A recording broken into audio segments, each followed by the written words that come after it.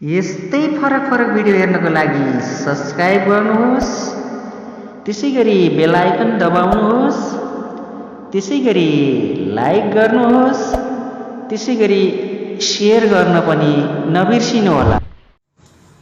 नेपाल र भारतको बीचमा मलाई चाहिँ के लाग्छ यसले के भन्दै छन्? भारतमाथि पाकिस्तानले आक्रमण गरेको, भारतमाथि चीनले आक्रमण गरेको, भारतले जहिलेमा नेपालले साथ दिएको छ। त्यो भन्दा पनि सैदगिरीजी मेरो कुरा मैले कुरा टुङ्ग्याएको छैन।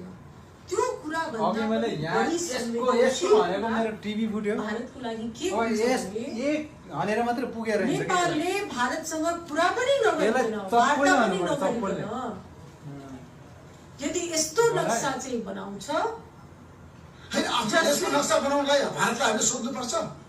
सैदजी नेपालको भूभाग हो। अब नेपाली के हो चाहना अनुसार नयाँ नक्सा जारी गरेर त्यहाँ राख्नलाई भारतले सोध्नुपर्छ। नेपालको भाग हो यो त म पनि स्वीकार गर्दिन। तपाईले भनेर म स्वीकार छु, नेपाल जनताले स्वीकारेका छन्। नेपालको सबुत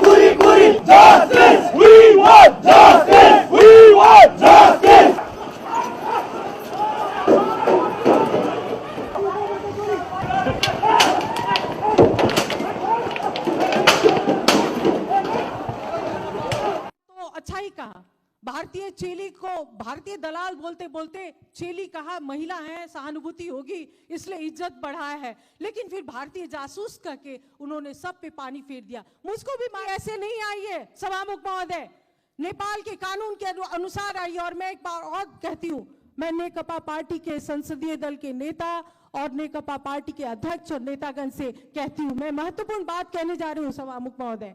इतिहास की जानकारी नहीं है तो इतिहास की जानकारी हमसे लें, अपने नेताओं और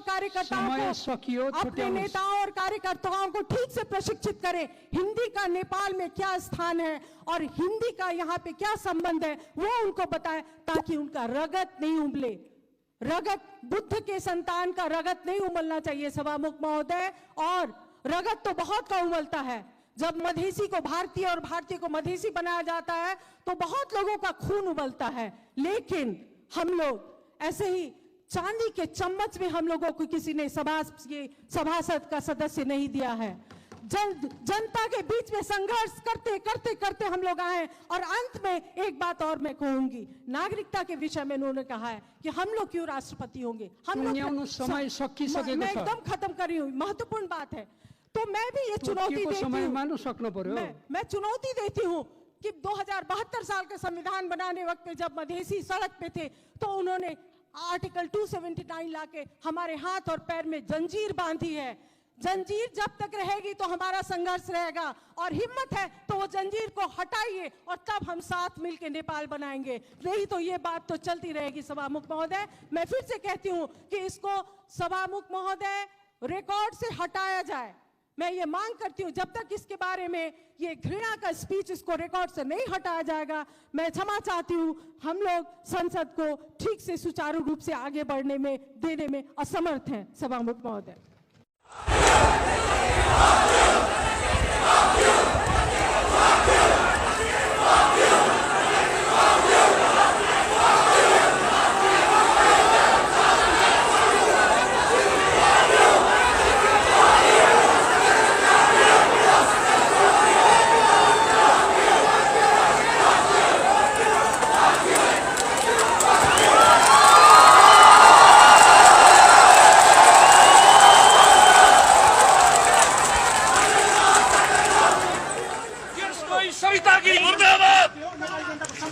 सबैले देखिरहनु भएको छ सविता गिरीको म अनसन बसिरहेको छु।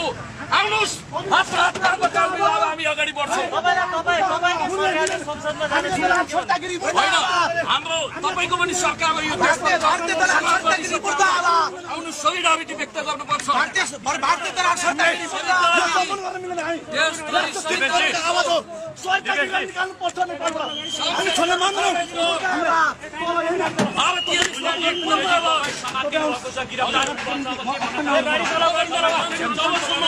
सविता गिरीको नागरिकता खारेज सरकारको मन छ, हामी छोड्दैनौँ। तर तपाईँहरू समातिनु भयो राष्ट्रको लागि यसरी भनेर हुन्छ। हामीलाई त्यसको माया छैन।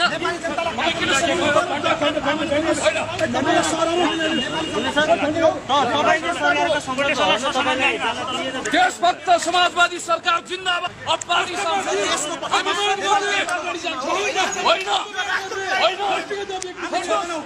हामी सविता गिरीको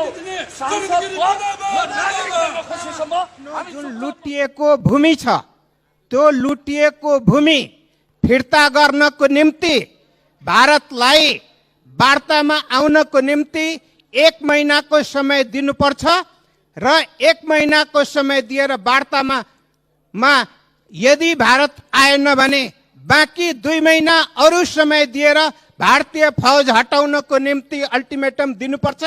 यदि यो 3 महिना भित्रमा भारतले आफ्नो सेना सहितको यो भूमि नेपाललाई फिर्ता गरेन भने जसरी आज एकमत छौं त्यसरी नै एकमत भएर लुटिएको भूमि फिर्ता गराउनको निम्ति हामी अगाडि बढ्नुपर्छ।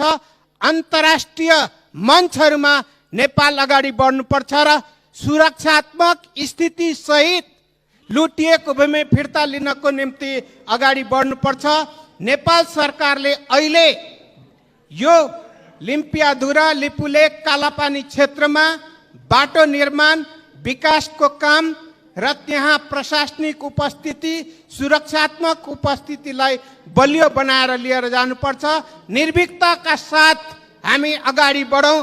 कसैको कुनै डर धम्की दबावले रोकिने छैनौं भन्ने कुरा राख्दै बिदा चाहन्छु। धन्यवाद।